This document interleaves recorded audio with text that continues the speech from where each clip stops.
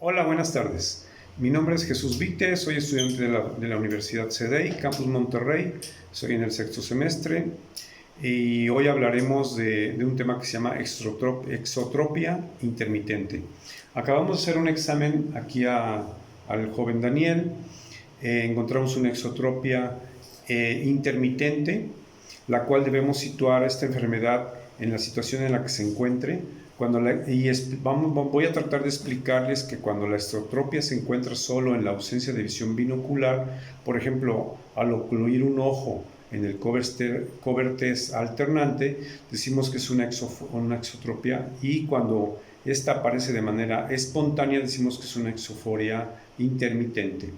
Y cuando los ojos siempre están en posición divergente, es una exotropia permanente.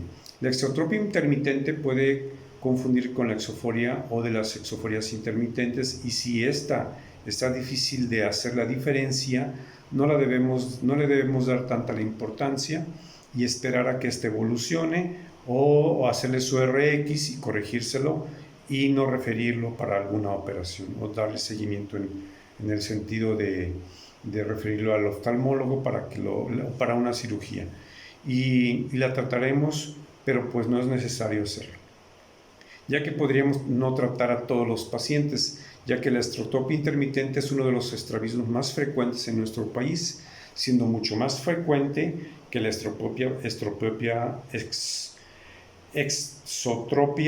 permanente, ya que la exotropia comienza antes del año y medio, o sea, estamos hablando de 18 meses de vida, que aunque no son notorias en ese momento, siendo estos los casos de consulta de los pacientes más tardados, porque son bebés, y estas pueden tener un carácter hereditario multifactorial en el que se heredan condiciones motoras, sensoriales, combinadas pueden dar un origen a una exotropia intermitente, siendo mucho más frecuente los vicios de refracción miópico, ya que evitan la acomodación en nuestro país. Comúnmente se suman en los estrabismos y por lo general comienzan siendo mixtos, pero al correr de los años se van haciendo miópicos, ya sea simples o compuestos. La exotropia intermitente suele acompañarse con la supresión de la hemirretina temporal en la fase tropia. Sin embargo, cuando vuelve a la ortoposición, ese escotoma vuelve para dar paso a la fusión normal con buena estereopsis. O sea, nuestro paciente va a volver a tener una buena estereopsis y no se va a notar por la acomodación y por la naturaleza de que son niños. Los niños con exotropia intermitente comúnmente desarrollan una buena visión binocular, con buena agudeza visual. La ambliopía es excepcional y cuando esta está presente puede ser por anisometría o por la supresión de la sintomatología. Depende mucho la existencia o la ausencia del escotoma de supresión hemirretinal y de la correspondencia sensorial. Las molestias son escasas o ausentes en niños o en pacientes adultos con perfecciones sensoriales, y son frecuentes en aquellos con sensorialidad normal. La paciente o el paciente puede quejarse de diplopia ocasional o confusión en la línea de lectura. Aquí Daniel me comenta que tiene problemas en la línea de lectura. O sea, al estar leyendo, él se puede brincar fácilmente un renglón, o visión borrosa ocasional por la acomodación excesiva para aumentar. Ya ven que tuvimos una acomodación de 50 y pérdida de acomodación a 40 y recuperación a 50.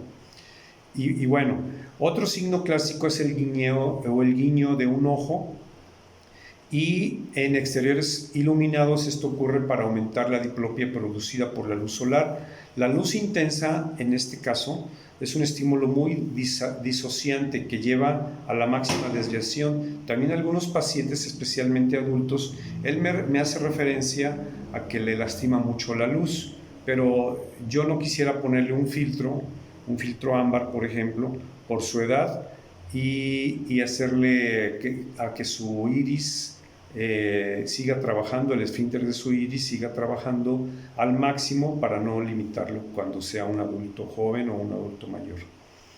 Y bueno, en pacientes, especialmente adultos, tienen conciencia del ojo desviado, pudiendo desviar a voluntad un ojo.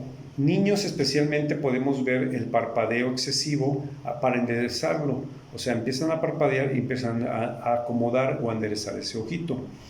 De manera frecuente se asocian signos alfabéticos, especialmente con la V, que es común en nuestro alfabeto, o la Y, que es más escasa, pero en nuestro alfabeto esa es como lo dice el autor, es escasa. Por eso, en otras anisotropías, son menos frecuentes, así como también vemos raras veces hiperfusiones de oblicuo y producto de la buena sensorialidad que pueden desarrollar los pacientes. En los pacientes con más exotropia intermitente tenemos diversos estados sensoriales. El más frecuente es tener una correspondencia sensorial normal, una buena fusión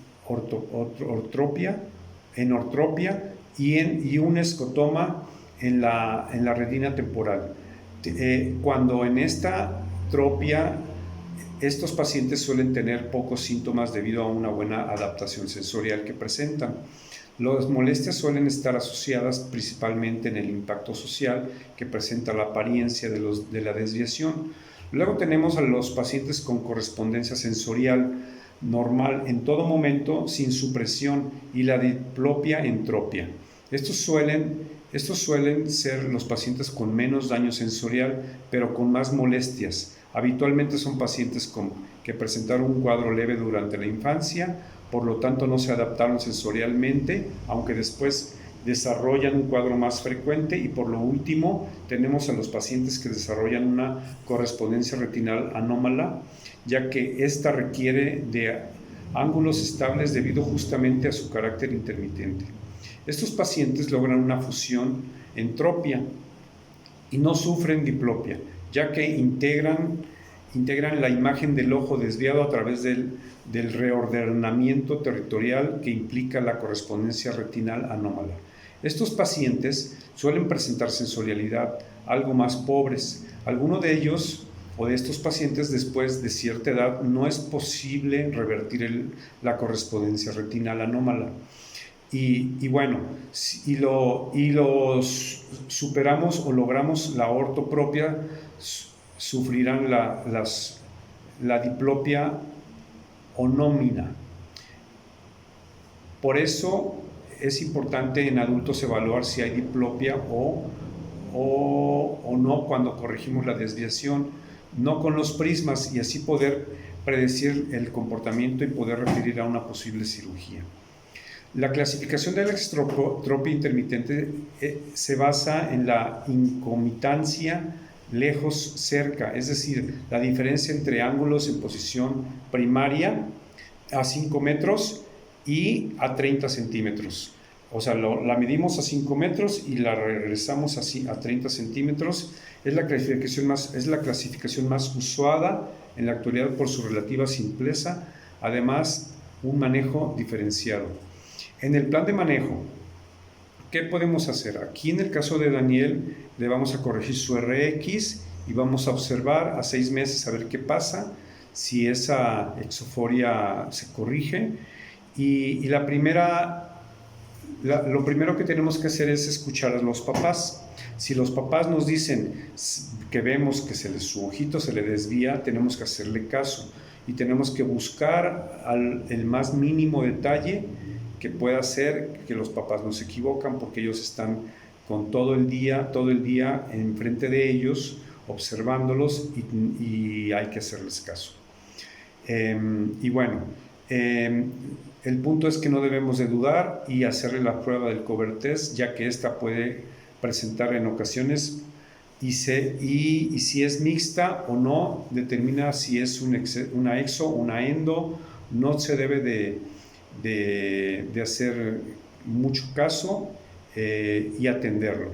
Y si es un paciente de corta edad, no nos permite atender el examen, se puede sacar al niño. En caso de que sea un infante de 1 año y medio o 2 años, se puede sacar al niño al exterior y retirarse a unos 4 o 5 metros de distancia pedirle a la mamá que ocluya el ojo del infante y así vamos a poder observar con buena luz el movimiento ocular que tenga el bebé, ¿sí? Podemos hacer esto, que haga esto el papá o la mamá, y después para poder evaluar su agudeza visual o fondo de ojos si tenemos un equipo de biomicroscopía.